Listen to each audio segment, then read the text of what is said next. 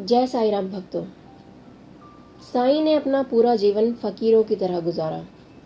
अपने कर्मों और चमत्कारों से उन्होंने हमेशा ही लोगों की मदद करी और उनके साथ उनकी हर मुश्किल में खड़े रहे। साईं ने कभी किसी को ये नहीं कहा कि वो उनकी पूजा करें, बल्कि वो अपने भक्तों से केवल प्रेम की मांग करते थे। उन्होंने मनुष्यों को हमेशा यही सीख दी कि प्रेम और दया रखने वाले पर ईश्वरीय कृपा अपने आप हो जाती है। कुछ ऐसी ही बातें उन्होंने अपने भक्तों को हमेशा सिखाई हैं। उन्हीं में से कुछ ये बातें हैं जिनको अगर हम सब मान लें तो हमारे दुख दूर हो सकते हैं। साईं ने एक इंसान को कैसा होना चाहिए इसके बारे में बताया है। उनका कहना था कि हम जब घर बनाते हैं तो उसकी नींव को सबसे ज़्यादा मजबूत और टिकाऊ बनाते हैं, ताकि घर सालों साल तक टिका रहे और उस पर किसी भी प्राकृतिक आपदा का असर न हो। ठीक यही नियम इंसान पर भी लागू होने चाहिए। एक इंसान की परवरिश इस तरह से मजबूत और ठोस हो कि वो किसी के बहकावे में या दिखावे में आकर प्रभावित ना हो, बल्कि अपने सिद्धांतों पर और उसूलों पर हमेशा टिका रहे। ऐसे ही इंसान आगे जाकर पूजनीय बनते हैं।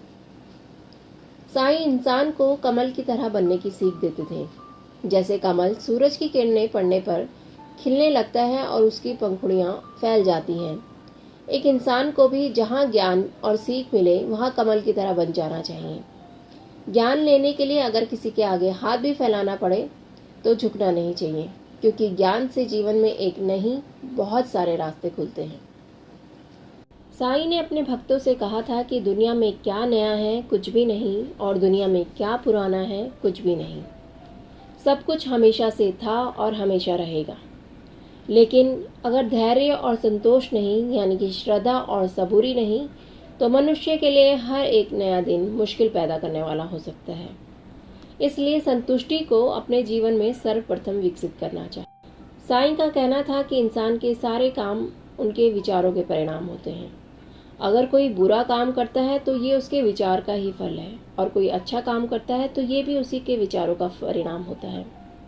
इसलिए मनुष्य के विचार बहुत मायने रखते हैं। इन्हें शुद्ध और पवित्र रखना चाहिए। साईं के ये विचार मनुष्य को जीवन में प्रगति की राह पर ले जाने वाले हैं। इसलिए इन 5 मूल मंत्र को हमेशा ध्यान में रखना चाहिए। साईं बाबा हम सब पर अपनी कृपा बनाए रखें। जय साईं।